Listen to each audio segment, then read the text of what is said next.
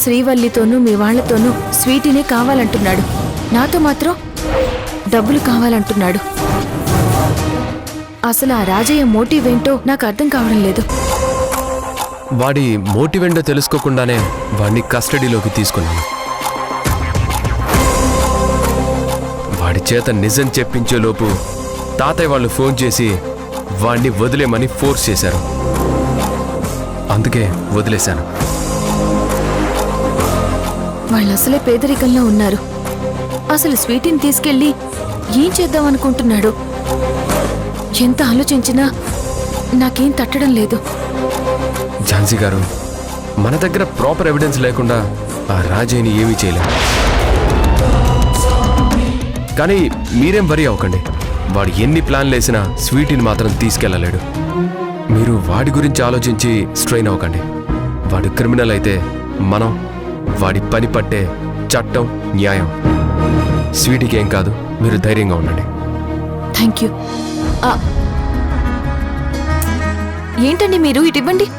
మీరేంటి కప్ తీసుకుంటున్నారు? ఇటివ్వండి, నేను పెడతాను. ఇటివ్వండి. పర్లేదు, నేను తీసుకెళ్తాను.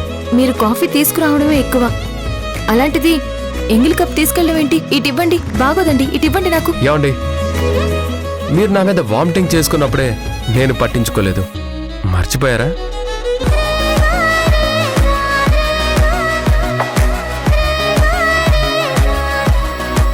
అయినా ఫ్రెండ్స్ మధ్య ఇవేవి ఉండవు ఝాన్సీ గారు. ఆఫ్ కోర్స్, కానీ ఝాన్సీ గారు, మనం ఫ్రెండ్సా కాదా? ముమ్మాటికి ఫ్రెండ్సే. అయితే నన్ను తీసుకెళ్ళివ్వండి, లేదా ఫ్రెండ్స్ కాదని చెప్పండి, ఇక్కడే పెట్టేసి వెళ్ళిపోతాను. లేదు లేదు, మనం ఫ్రెండ్సే.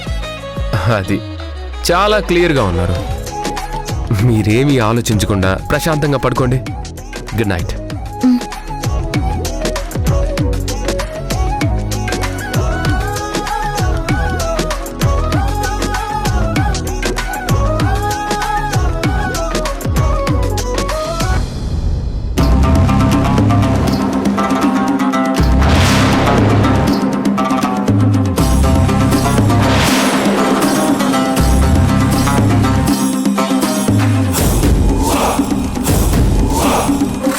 ఏంట్రా అది? కాఫీ కప్ తాతయ్య. అది తెలుస్తూనే ఉంది. ఆ ఝాన్సీకి కాఫీ అందించొస్తున్నావా? మాట్లాడవే. అసలు నీలాంటి పోలీస్ ఆఫీసర్స్ చేయాల్సిన పనులా ఇవి? ఇలా అయిపోతున్నావేంట్రా? అది కాదు తాతయ్య. మరి ఇంకేంటి? ధనుంజయ్, రై ధనుంజయ్,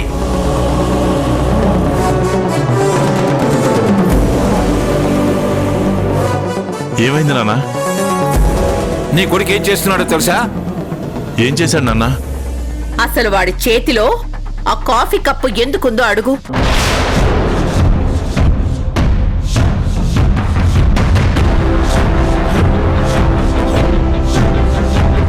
ఏంటి మృణాల్ని, వాడు కాఫీ తాగడం కూడా తప్ప? అయ్యో వదినా, అసలు నీకు విషయ పరిజ్ఞానం లేదా? అయినా వాడు కాఫీ తాగితే మేమెందుకు అడుగుతాము? మీ కొడుకు సిగ్గు ఎగ్గు వదిలేసి ఒక ఆడదానికి కాఫీ కప్ అందిస్తున్నాడు.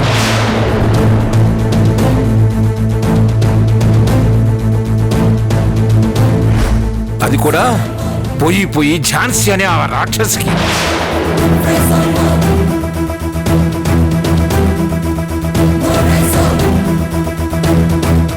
ఎరా, మరి థ్యాంక్స్ పుచ్చుకున్నావా?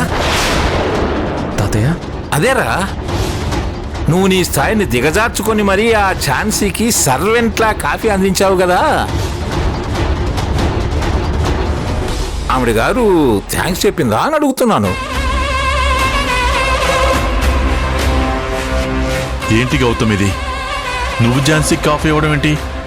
అది కాదు నాన్న, తను ఉదయం నుంచి చాలా టైర్డ్గా ఉందని ఇచ్చాను. అయినా ఇలాంటి పనులు చేయడానికి పని మనుషులు ఉన్నారు కదా, లేదంటే తనే పెట్టుకుని తాగుతుంది. అంతేకాని నువ్వెలాంటి పనులు చేయడం ఏంటి? ఇలాంటి పనులు కాదు, ఇలాంటి పరువు తక్కువ పనులు చేయటం ఏమిటి అని అడుగుతాను జయ్.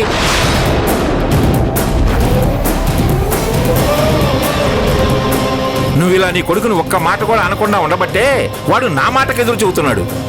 నేను వద్దన్న పనే చేస్తున్నాడు.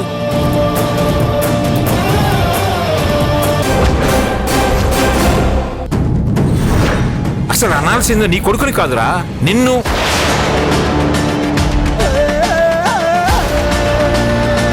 తాతయ్య నాన్ననే అనకండి.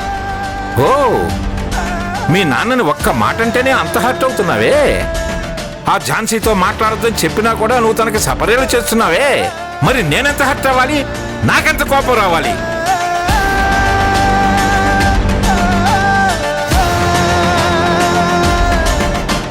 ఇంత రాత్రి పూట ఒక ఆడదాని గదిలోకి ఎందుకు వెళ్ళావు?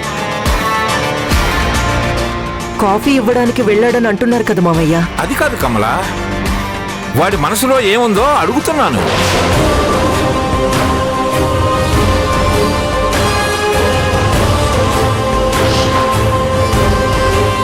చెప్పు గౌతమ్, అసలు నువ్వేమనుకుంటున్నావు?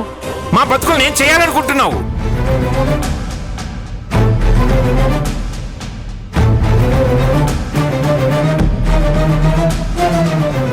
నాన్న, వాడేదో ఝాన్సీ మీద కొద్దిగా కన్సర్న్ చూపిస్తున్నాడు, అంతేకాని మరేం లేదు నాన్న.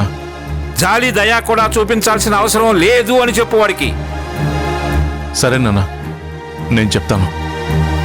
నువ్వేం చెబుతావు ఏమిటో నాకు తెలియదు కానీ ఈ ఇంట్లో నేను ఏదైతే జరగకూడదు అనుకున్నానో నీ కొడుకులు అదే చేస్తున్నారు.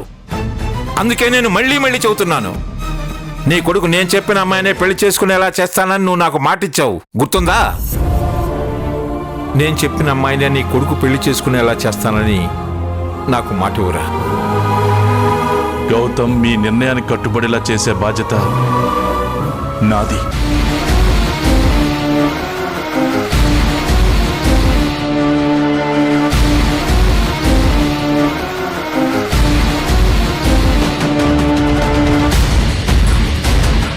గుర్తుంది నాన్న.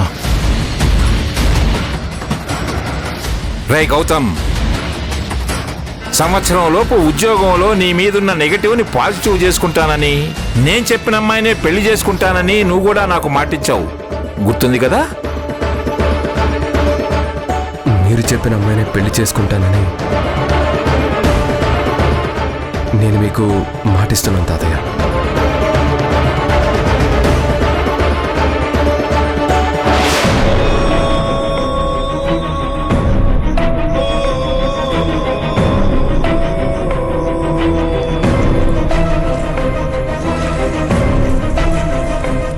నువ్వు ఇలా ఆడవాళ్ళకి సపర్యలు చేయటం మానేసి నాకేం చెప్పావో దాని గురించి మాత్రమే పాకులాడు. నీ పెళ్లి విషయంలో మీ తండ్రి కొడుకులు ఇద్దరూ నాకు మాటిచ్చారు. ఒకవేళ మాట తప్పితే మీ సంగతేమో గాని మాట తప్పిన మరుక్షణమే ఈ సోమేశ్వరరావు మాత్రం ప్రాణాలతో ఉండడు, గుర్తుంచుకోండి. నాన్న, తాతయ్య